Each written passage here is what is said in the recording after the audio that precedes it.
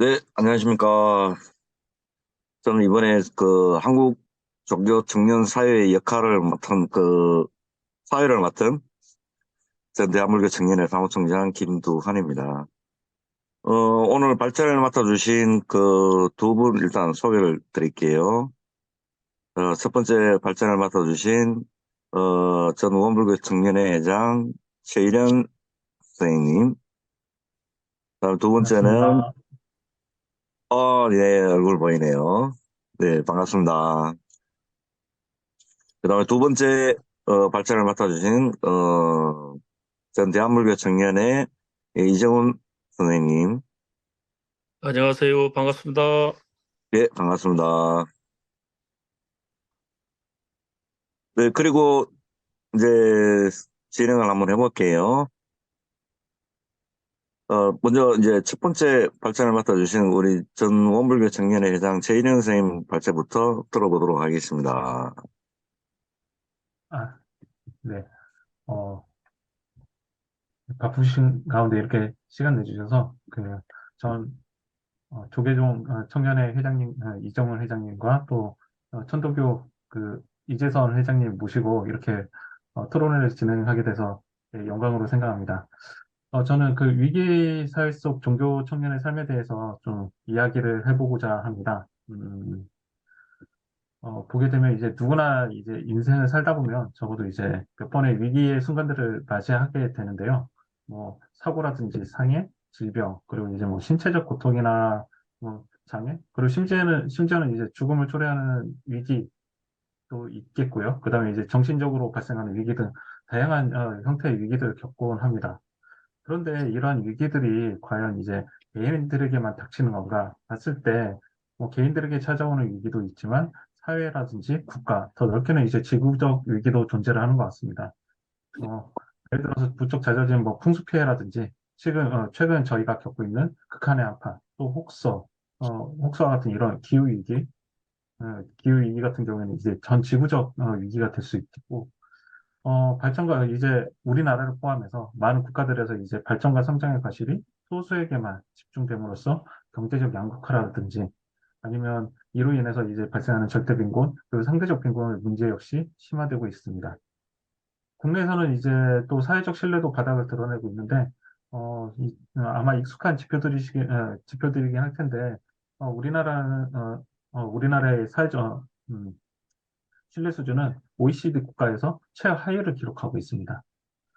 이렇게 봤을 때 우리는 이제 뭐 생물종이 사라지고 사회적 균형이 무너지고 또 신뢰가 사라진 각종 위기가 홍수처럼 범람하는 시대의 한가운데에 놓여 있겠다고 할 수 있겠습니다. 그렇다면 이 위기는 무엇으로부터 오는지 저희가 좀 살펴볼 필요가 있을 것 같고요. 그래서 이제 2024년 트렌드 키워드를 한번 좀 살펴봤는데, 이제 약자를 모아서 드래곤 아이즈라고 이렇게 정리를 해놨더라고요. 예, 10가지가 있는데, 다 살펴보지는 않고, 그 중에 몇 가지 키워드들을 중심으로 해서 우리 사회의 이제 단상을 좀 살펴보고자 합니다. 이렇게 봤을 때, 먼저 첫 번째는 이제 분초사회인데, 분초사회라는 거는 이제 시간이 소중한 자원이 돼서 시간 효율성을 극도로 높이려는 그 경향성이 증대된 사회를 의미를 합니다. 그래서 이제 시간의 가성비를 굉장히 중요시하고 시간의 사용 밀도가 굉장히 높아지는 거죠. 이제 뭐 그래서 예전에는 뭐 약속을 음, 날짜 단위로 잡고 그렇게 했다면 최근에는 뭐 그거를 분 단위로 쪼개고 어떨 때는 뭐 초 단위로 이렇게 일정들을 어, 잡고 생활을 하는 사람들이 많이 늘고 있죠, 실제로. 네. 그렇게 이제는 과거에는 돈을 벌기 위해서 시간을 투자했는데 이제는 시간을 아끼기 위해서 돈을 투자하는 사회적 모습으로 이제 바뀌고 있는 거죠. 그리고 이제 도파민이라는 그 또 키워드가 제시가 돼 있습니다. 도파민 같은 경우에는 이제 우리 신경 전달 물질이죠. 그 신경 물질인 도파민과 이제 게임 용어인 파밍이 결합된 용어인데요. 게이머들이 이제 파밍하면 아이템을 모으는 것처럼 우리 사회 구성원들이 그 그러니까 도파민이 분비되는 그 자극들을 추구하는 그런 현상들을 이야기합니다. 그래서 새롭고 재밌는 경험들을 할 때마다 이제 전달 물질 도파민이 분비되는 것처럼 이제 사람들이 이제 그 도파민이 분비되는 행위들을 추구하는 그런 현상들을 나타내는 거고, 여기에는 뭐 특별한 목적이나 이런 것들이 없더라도 단순히 이제 도파민이 분비된다면 그 자체로 만족하는 그런 현상들. 그러니까 점점 더 이제 극단적으로 자극적인 쾌락을 쫓아가는 현상들이 나타나게 됩니다. 그러다 보니까 우리가 이제 뭐 예를 들어서 SNS에 그런 영상들을 촬영하기 위해서 뭐 아주 좀그 상식에서 벗어나는 그런 행동들을 하는 것, 사례들을 저희가 볼 수 있었는데, 이렇게 새로운 자극에만 이제 분비되는 도파민의 분비처럼, 이제 상식밖의 행동을 함으로써, 이제 이 추구하다 보니까 일탄 행동이라든지 이런 것들이 나타나기도 합니다. 그리고 또 한 가지 그 키워드는 디토 소비인데요. 이제 디토라는 건 나도 그래라는 의미의 단어라고 합니다. 그리고 그 소비가 결합되어 있는데 우리가 이제 예를 들어서 소비를 할 때는 이제 정보를 탐색하고 그 정보에 탐색한 그 정보를 어, 취합해서 판단을 하고 그 결정을 통해서 이제 구매 의사 결정을 하게 되는데 이게 이 모든 과정들이 생략되고 누군가 특정 인물 커머스에서 이제 내가 따르는 그 사람들의 그 소비를 똑같이 따라하는 그런 현상들을 이야기합니다. 결국에는 그 소비의 주체가 제가 아니라 이제 타인이 되는 거죠. 그리고 돌봄 경제에서는 어떤 무한 경쟁에 내몰려서 이제 과거에는 이 돌봄이라는 게 가정이라든지 공동체에서 이루어졌는데 이제는 아까 앞에서 설명드렸던 분초 사회 굉장히 그 타이트하게 돌아가는 이 사회 구조 속에서 이 돌봄이라는 행위 자체도 이제 그걸 이행할 이제 그 여력이 없는 거죠. 그러다 보니까 가족의 돌봄마저 이제 그 외부에게 맡기는 그 돌봄의 외주화 현상이 가속화되고 있습니다. 이건 역시 그 공동체 구성원과 이제 관계가 더욱 느슨해지거나 약화되고 또 해체되는 현상과 맞물려 있다고 볼 수 있겠습니다. 올해 이 키워드들을 저희가 종합해서 봤을 때, 결국에 우리 사회는 이제 분초 단위까지도 나눠 쓰는 이제 무한 경쟁 속에 살아가 있고, 그 초개인화가 진행이 되면서 우리 사회의 가장 기초 단위인 가족의 그 관계나 기능까지도 약화되고 있다. 이렇게 볼 수 있겠습니다. 그러면서도 결국에 우리가 이제 생활하는, 어, 가운데 나가 아니라 타인이 우리 삶의 기준이 되고 있고, 극도의 쾌락을 추구하는 그런 삶의 형태들이 번져가고 있다고 볼 수 있겠습니다. 그러면 이런 참 어떻게 보면 암담하고 우려가 되는 이 사회 현상 속에서 우리 종교 청년들은 무엇을 할 수 있을지 고민을 할 수밖에 없을 텐데요. 오히려 이제 앞에 이 내용들을 역으로 되살펴보면 그러면 결국에는 우리가 해야 할 거는 음, 나를 바로 세우고 가족, 동료, 이웃 시민들과 관계, 즉 공동체를 회복하고 다시 경쟁의 속도를 늦춰서 서로가 서로를 돌보는 그런 사회로 변화하기 위한 노력들이 필요하다고 생각을 합니다. 이런 변화에 있어서 이제 청년 세대, 그러면 왜 이 변화에 있어서 왜 청년이고, 종교이고, 왜 청년들일까? 좀 생각을 해보면 우선 청년 세대는 과거와 미래를 잇는 중간자로서 핵심적 역할을 할 수밖에 없습니다. 뭐 우리의 이후의 청년들이 또 그런 역할들을 했겠죠. 우리의 선배들을 하고 현재는 우리 청년들이 그 중간자, 가교의 역할들을 하게 됩니다. 할 수밖에 없고요. 어, 그리고 이제 우리 청년들은 이제 기성 세대에 비해서 사회적 변화에 능동적으로 대응할 수 있다는 강점을 갖고 있습니다. 이제 기존의 체제로부터 탈피해서 평평하고 공존, 상생하는 사회를 만들기 위해서 참여를 통한 변화를 추구하는 그런 역량들을 가지고 있고 우리가 이런 차력적 지형을 만들어가는 사회적 분위기를 형성해 나가야 할 것 같습니다. 저는 이제 이런 앞에서 언급됐던 우리 사회, 음, 각종 위기들이, 우리 사회를, 산재해 있는데, 그래서 저는 이제 이게 우리 위기 사회라고 볼 수도 있을 것 같아요. 그래서 이 위기 사회를 우리는 어떻게 하면 벗어날 수 있을까? 그 탈출구에 대해서 저는 이 통합, 상생, 균형, 성찰, 뭐 이런 것들을 이제 우리 종교적 용어로 한다면 이제 뭐 하나님의 사랑이라든지 부처님의 자비, 사은, 인내천을 우리 사회에 구체적으로 실현하는 방법론과 부합한다고 이제 생각을 하고 있습니다.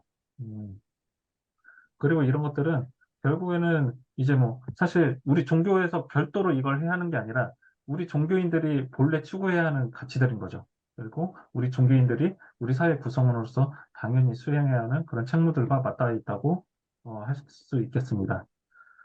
네. 그래서 다만 여기서 있어서 우리는 뭐 단순히 그 도덕성의 회복이나 형제 뭐 그리고 종교 공동체의 특성에 머물러 있기보다는 결국에 이제 우리 사회를 바꾸는 거기 때문에 종교가 이제 결국에는 사회적으로 사회적 자본으로서 공적 역할을 충실히 수행하고 그다음에 사적 종교의 한계를 넘어서 공공성을 회복할 필요도 있다고 생각합니다.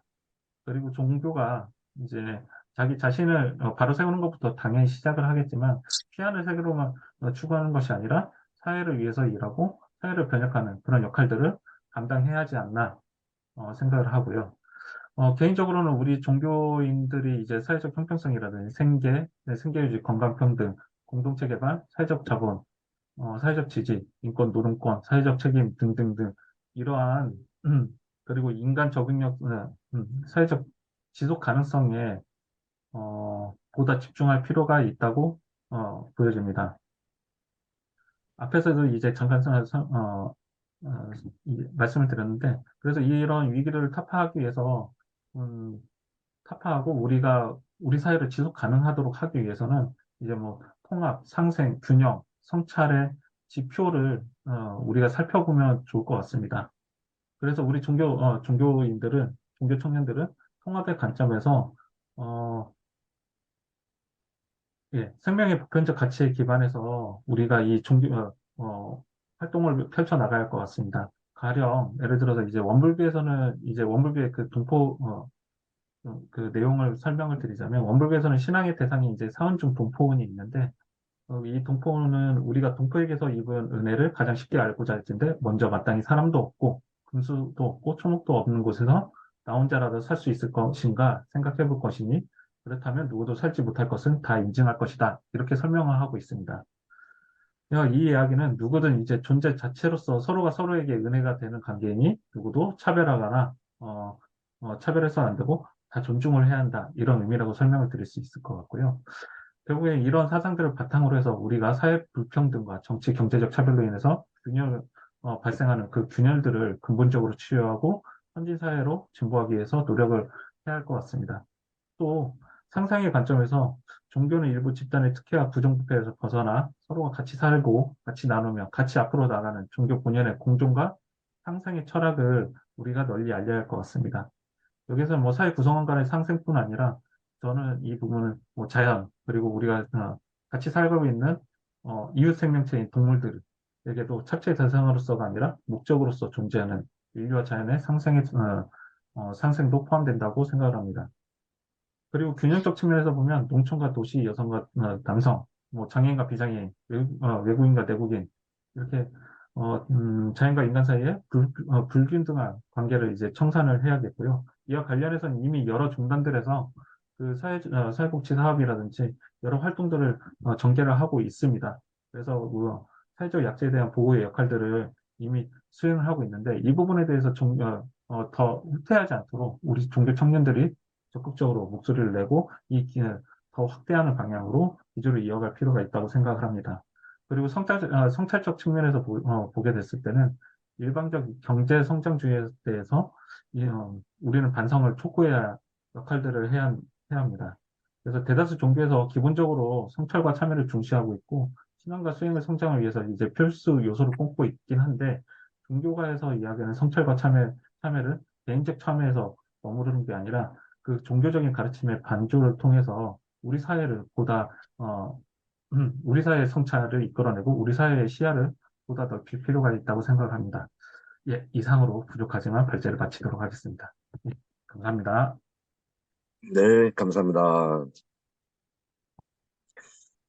종교 청년의 역할에 대해서 우리 전 원불교 청년회 회장 최일현 선생님께서 발제를 해주셨는데요. 중요한 거는 그런 것 같습니다. 어, 사회 구성원에서 청년이란 역할, 청년은 사회자의 중간자 역할이다. 그리고 가장 중요한 것은 공동체 회복을 위해서 종교 청년이 어떤 역할을 할까 해야 되나, 이런 것에 대해서 좋은 발전을 해 주셨습니다. 감사합니다. 그 두 번째, 그러면, 전 대한불교 청년회, 이정훈 선생님의 한번 발제를 한번 들어보도록 하겠습니다. 예, 안녕하세요. 반갑습니다. 저는 전 조계사 청년회장 이정훈입니다. 먼저 이웃 종교에서 큰 역할을 하셨고 하고 계신 분들을 만나 뵙게 돼서 영광이고 반갑습니다. 먼저 최일원 회장님의 발제문에서 본인이 저와 그 비슷한 내용들을 말씀하셨는데 저도 제 얘기를 좀 한번 풀어보고자 합니다. 현재 신앙이 있는 청년들은 각기 그 다른 이유로 신앙생활을 접하고 본인의 신앙으로 살아갑니다. 하지만 내가 다니는 종교 위에 하나 이상의 그 이웃 종교를 알고 있는 청년들은 그리 많지는 않을 것입니다. 그 3세 지습에 주 80이라는 그 3살 버릇이 8까지 간다는 속담이 있습니다. 제가 이 속담을 이야기하는 것은 몇 해 전에 한 할머님과의 만남에서 이제 대화를 하게 됐는데 그분께서는 그 기독교에서 떨어져 나간 게 천주교이고 마리아를 믿어서 이단이 되었다라고 알고 계시고 저한테 말씀을 하시더라고요. 근데 우리는 인터넷과 그 여러 대중 매체들을 통하여 많은 정보를 접하지만 그중에 잘못된 거짓 정보들도 너무 난무한다는 것입니다. 청년의 역할은 다양하겠지만 가장 처음이자 가장 중요한 부분은 올바른 배움이라고 생각합니다. 내가 속해 있는 종단의 교리도 잘 모르는데 이웃 종교까지 어떻게 배우냐고 할 수도 있지만 부처님 오신 날이나 성탄절을 아는 것처럼 템플 스테이 또는 이웃 종교 스테이 등 다양한 행사 참여와 종교시설 방문을 통하여 종교 간의 다름을 이해할 때 건강한 사회가 될 수 있다고 보여집니다. 다음은 합리적인 생각이라고 생각이 듭니다. 우리는 각자의 삶 안에서 또 다른 각 종단의 울타리 안에서 각각의 생활 패턴을 가지고 살아갑니다. 2005년 이후 탈종교화 현상이 심각하게 되어 있고 아마 제가 속해 있는 불교에서도 엄청난 심화가 되는 걸로 알고 있습니다. 트랜스 모니터의 종교 및 종교인식 조사에서 한국 종교계의 문제점으로 종교계 자체 내 부정부패가 가장 많다가 64.6%라는 어마어마한 수치가 나왔습니다. 다음으로는 종교계의 집단 이기주의를 꼽았습니다. 아마 거기 종교계의 문제점의 그래프를 보시면은 그 수치와 그 내용을 잘 확인할 수 있습니다. 위 조사에서 나온 여러 문제점들은 그냥 지나칠 수 없는 문제들이고 종교라는 울타리 안에서 교리에 따른 신앙생활을 하지 않고 사회적 이목과 자기 만족으로 신앙생활을 하여 만들어진 문제들이고 청년들뿐만 아니고 종교계 모든 신자들이 해결해야 하는 문제이며 이러한 문제들을 해결하려는 움직임만으로 종교인과 비종교인의 화합과 종교를 떠났던 신자들이 다시 종교를 찾는 계기가 될 것이라고 생각합니다. 마지막으로 아래 표를 보시면은 종교가 한국 사회를 위해 해야 하는 중요한 역할을 조사했습니다. 우리가 각자 신앙생활을 하면서 많은 사람들이 요구하는 종교 역할에 난 얼마나 동참하고 있는지 되돌아보면서 앞으로 우리가 어떤 역할을 우선적으로 할지 생각해 보았으면 합니다. 이상으로 제 토론을 마치겠습니다. 들어주셔서 감사합니다. 네, 수고하셨습니다. 전 대한불교 청년회, 이정훈 선생님의 발제를 들었는데요. 음, 결국은 그런 것 같습니다. 종교 청년의 역할, 어떤, 올바른 생각을 해야 되고, 어떻게 행동을 할 것이냐, 이런 것 같습니다. 그래서, 사회의 중간 허리자 역할을 하고 있는 청년의 역할에 대해서, 두 분의 발제를 아주 감사하게 들었고요. 우리가 이런 역할에 대해서, 그리고 청년들이 어떻게 해야 될까, 앞으로 어떻게 살아야 될까, 이런 거에 대해서 우리가 고민을 좀 한번 해볼 수 있는 계기가 됐으면 좋겠습니다. 네, 그러면 다음은 저기, 우리 그 토론자로 나오신 우리 저 이재선 선생님 한번 얘기 한번 좀 들어볼까요?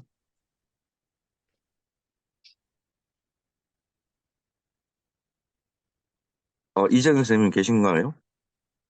마이크 켜주세요. 예. 음소거가 돼 있었군요. 예. 예, 모시고 안녕하십니까. 저는 천도교 청년회 회장을 중앙본부 회장 맡고 있는 이재선이라고 합니다. 오늘 이렇게 한국종교인연대에서 실제 한국 사회에서 그 종교 청년의 역할이라고 하는 그 주제를 가지고 이야기를 나누게 돼서 어, 너무 감사하게 생각합니다. 그리고 또 발제해 주시고 토론해 주고 계신 분들, 그리고 또 우리 현재 오늘 좌장으로서 사회를 맡아주고 계신 김도환 전 사무총장님께서도 감사의 말씀을 드립니다. 제가 이제 지금 현재 천도교 청년회라고 하는 조직에서 활동을 한 지가 대학생단 활동을 2003년부터 진행을 했고 천도교 청년회 중앙본부 문화부장으로 활동을 시작한 게 2007년부터니까 벌써 한 20년 조금 남짓된 시간 동안 천도교 청년회라는 이름 하에서 여러 활동들을 했던 것 같습니다. 사실 종교 청년들의 역할이라고 하면 우리가 그 역사 속에서 좀 살펴보면 정말 많은 일들을 해온 그 집단이 바로 종교 청년이라고 볼 것 같습니다. 저 멀리 저희 천도교 청년회가 만들어졌을 당시만 하더라도 1919년 말 그대로 3.1 독립선언이 이뤄지고 그 여파로 전국적인 독립운동이 진행이 됐었던 그 3.1 독립선언 때 그때 바로 이 종교 청년들의 역할들이 두드러지게 나타나는 걸 확인할 수 있습니다. 대표적으로 그 YMCA를 비롯한 그 기독교 청년들이 주도했었던 활동들, 그리고 저희 천도교 청년회가 만들어지고 뭐 이듬해 1920년 그 조선불교 청년회가 만들어지면서 말 그대로 종교 청년들이 이 사회에서 어떤 역할을 할 건지가 대두된 것이 바로 100년 전에 있었던 그 일들이었다라고 살펴볼 수 있습니다. 그러면 그 당시 3.1 운동 당시에 청년들이 어떤 역할을 했는가라고 살펴보면 조금 지금 현재의 한국 사회의 청년들의 역할도 확인해 볼 수 있겠다라는 생각이 듭니다. 그 당시 그 YMCA가 했었던 주요 활동들 중에 하나가 청년들이 이 나라의 동량이 되기 위해서 많은 공부와 준비가 필요하다라는 입장에서 일본이든 혹은 미국으로 수많은 청년들이 유학을 가게 됩니다. 그곳에서 배워온 선진 문물들에 대한 이해를 바탕으로 각 지역 사회로 뻗어나가면서 여러 가지 그 교육을 전담하는 그야말로 민중들의 교화의 최전선에 있었던 그 YMCA 역할들이 아주 중요한 역할이었다라고 볼 수 있고, 천도교 청년회의 경우에도 개벽사라고 하는 잡지사를 만들면서 이 잡지사를 통해서 사회적 이슈들을 하나씩 세상 사람들한테 알려나가는 일을 했습니다. 특히 개벽의 경우에는 각종 문학 작품들도 실렸지만 현재 세계 이슈들이 무엇이 세계에서 이야기되고 있는지 그 세계 이슈를 알리고, 또한 실질적으로 우리가 어떤 마음 자세로 이 세상을 살아가야 되는지에 대한 여러 가지 그 이슈들에 대한 어떤 그 논점을 갖고 활동해야 되는지를 알려나가는 작업을 했던 것입니다. 뭐 저희 천도교 청년회의 활동을 조금 더 살펴보면 그 당시 천대받던 분들, 여성이라든지 여성들의 그 인권 향상을 위해서 신여성이라고 하는 잡지를 통해서 실질적으로 여성들도 하나의 그 목소리를 낼 수 있고 실질적으로 하나의 인권을 갖고 있는 존재라는 것을 부각시켜 나갔고요.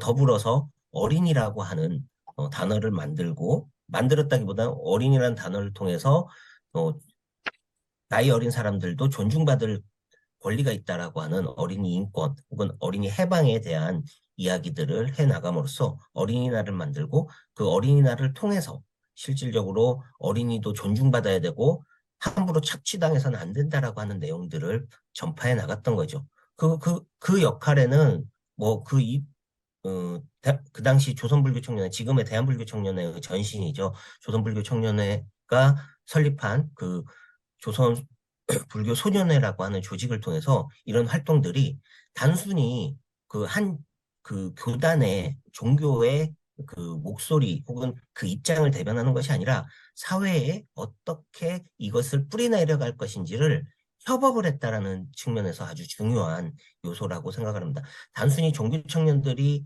당시에 청년회를 조직해서 활동했던 것은 단순히 그 종교의 일종의 교화라고 해야 될까요? 아니면 뭐 정교 활동, 저희는 이제 포독기라고 얘기를 하는데 이런 내 종교를 전파하는 일에 매진한 것이 아니라 이 종교 활동을 통해서 사회에 좀 더 중요한 목소리를 세상에 뻗쳐나가겠다라고 하는 그 의지를 담은 활동들이 있었다라는 점에서 이 종교 청년들의 활동이 중요했다라고 이야기될 수 있을 것 같습니다.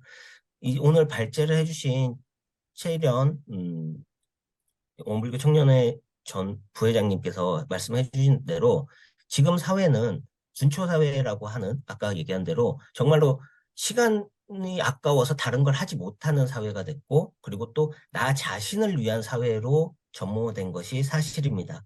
그렇지만 그런 사회 속에서도 종교 청년들은 어떤 역할을 할 것인가 라는 측면에서는 좀 원점에서 다시 되짚어서 이 사회에 얼마만큼의 그, 그 변화에 청년들이 이야기할 수 있는 것인가라는 측면에서 다시금 종교 청년들은 이 한국 사회에서 목소리를 하나씩 내 나가야 되지 않을까라는 생각을 하게 됩니다.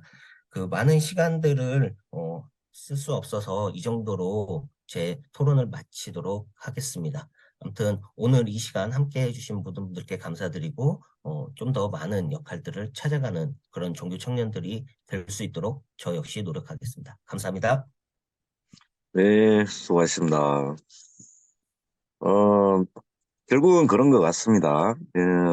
발제를 해주신 두 분과, 그다음에 이제 토론을 해주신, 우리 뭐 이재선 회장님 얘기도 똑같이, 음, 청년은 사회의 중간자 역할인데, 그다음에 거기서 종교를 가지고 있는 청년들이 어떤 역할을 해야 될까? 그다음에 어떤 거를 할 수 있는 것인가?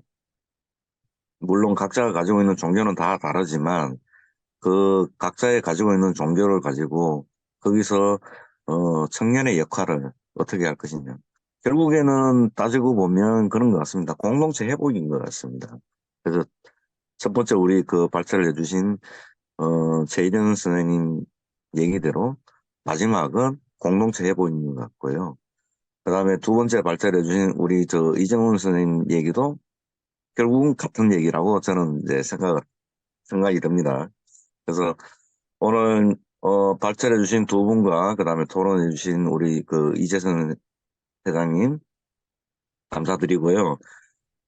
앞으로도 더 좀 고민하고 우리가 좀 역할에 대해서 노력에 대해서 어떻게 해야 될 수 있는 건지 이런 거에 대해서 우리가 좀 더 고민해 볼 수 있는 이런 좀 시간이 된 것 같고요.